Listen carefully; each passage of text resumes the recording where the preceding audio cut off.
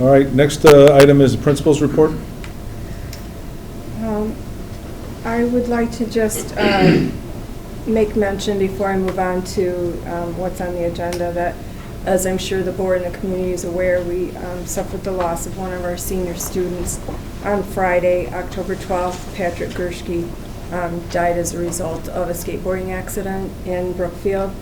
And I just wanted to pause to reflect on that, on his life and the sadness that it brought to our school community with his passing, and also recognize the amazing character displayed by the students that supported his close friends and family in their time of grief, and to our administration and our student services crisis team who provided grief counseling to students and staff as we tried to cope with that unexpected loss. Students opened up their hearts and their wallets, and within the first day in the cafeteria donated over $1,000, collected money to donate to the family. And by the end of the week, I think they had close to $1,500 for the family. So I'm very proud of them for doing that. They signed cards and banners and showed a lot of support to each other and to the family. And the paver bricks that we're putting in front, the company actually donated a brick, and we had that installed and brought his parents and family in on Friday and showed them that. So that was a very nice thing for that company to do. And we thank Mr. Passarella for thinking of the idea and for all the support he also gave to those students. So again, just recognizing our students coming together and caring and respect to support each other in the time of grief. I just also wanted to note that tonight we have a lot of exciting things to celebrate. Our students talked to you about a lot of activities, but I'd like to talk about athletics for a moment. Right now, we are involved in our regional, our boys soccer team were regional champions, and they're in the sectional game tonight against St. Joe, and we hope we beat them this year at Wheaton Academy. We had 2 full fan buses going out. So Wait, we have an update. Do we have an update? They were up 1-0 at the half. They were up 1-0 at the half. Thank you, Ms. Summers. We appreciate that, because I do not get text updates in here, even though I'm checking.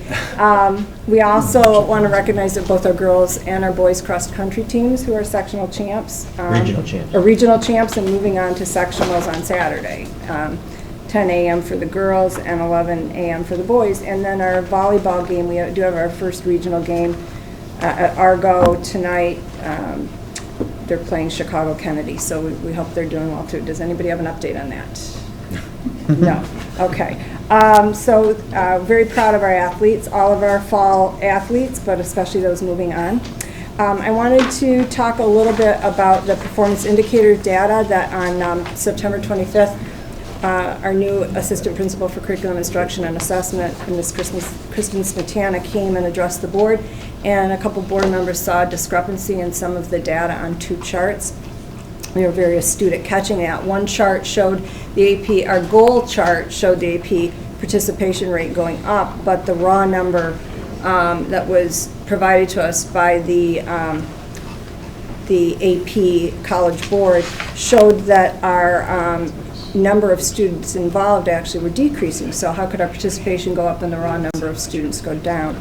So I looked into that, and what happened is since 2004, RB has collected data on that they call an AP pass participation rate, and that's the number that has been used for years by the College Board and a lot of the outside agencies and news agencies that rank schools against each other, and that's when they take actually the number of AP students in AP, a number of exams with passing scores, and divide it by the total number of students, where our number in the goal chart is supposed to just be a raw participation number, just the number of kids in AP classes divided by the total students.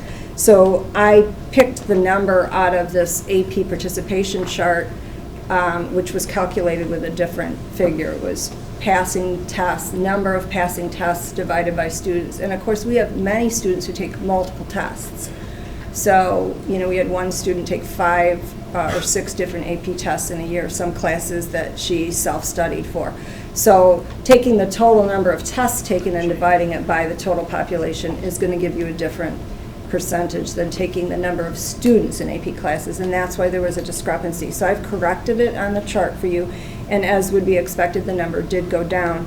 So there are a couple of reasons why we actually expected our participation rate might go down. When I joined RB as the principal and came on, there were a number of people very concerned that students were missing a rung of classes. So it went from regular honors, and then suddenly when they got in their junior and senior year, the honors classes disappeared, and they had to take either AP classes or they had to take regular classes. And it forced students in some curricular areas into AP classes where it might not have been their strength. So one thing we did was add some honors classes. We did not remove AP options, but we added the honors options. So a student didn't have to take all AP, they could take a mixture. Or students who were at the regular level and wanted to end up taking an AP class by their senior year would have the opportunity to step up to an honors class their junior year so they'd be ready for the AP their senior year. So by adding those honors options, we realized that some of our AP numbers would drop down. We didn't make it harder to get into AP classes. We didn't, put up more barriers for students. We just gave them options so they didn't have to take either a regular level or an AP. And that met with a lot of positive response from both students and parents that felt that was more reasonable. They could select a curriculum they felt was appropriate for their child. But the result is we have seen some of our numbers go down a little bit.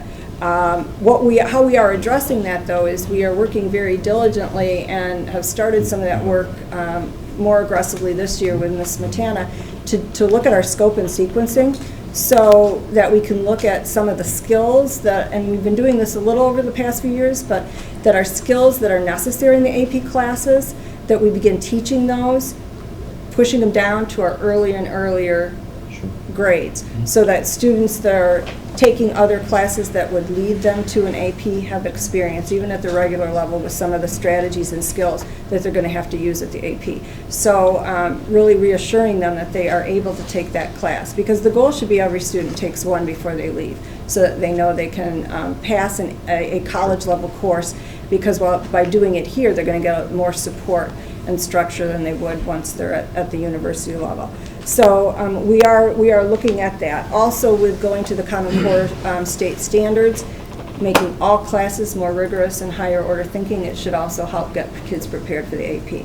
So I wanted to apologize to the board for giving, and to the public for giving inadvertently giving you the incorrect information. We've now corrected the chart, and moving forward, the information from the past years on the chart has now also been adjusted, so you're looking at the correct numbers on that line going back from 2009, 10, 11 to last year. And the updated chart is on the webpage. Yes, it is. Good. Thanks, Pam. Thank you. You're Thank you. Any welcome. questions for Pam? Pam, are you have intent to try to increase the participation again or not? Because it has dropped down, even with your adjusted numbers, 4 years in a row. Yeah, Or- it has.